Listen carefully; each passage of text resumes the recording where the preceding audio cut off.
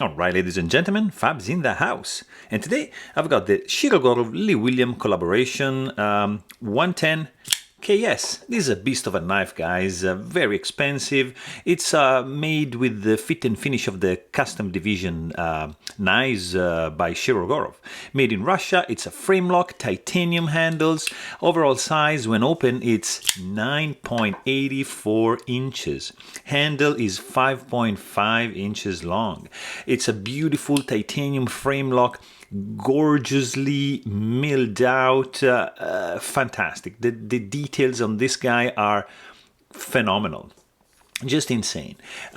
Beautiful blade, dual tone finish, 4.3 inches long, S90V steel, flat grind. The sound this guy makes, oh, it's like a, I don't know, guys, it's like a robot. It's beautiful, extremely smooth, weighs in at 5.2 ounces, extremely well skeletonized on the inside, gorgeous titanium anodized clip right over here, beautifully done, guys.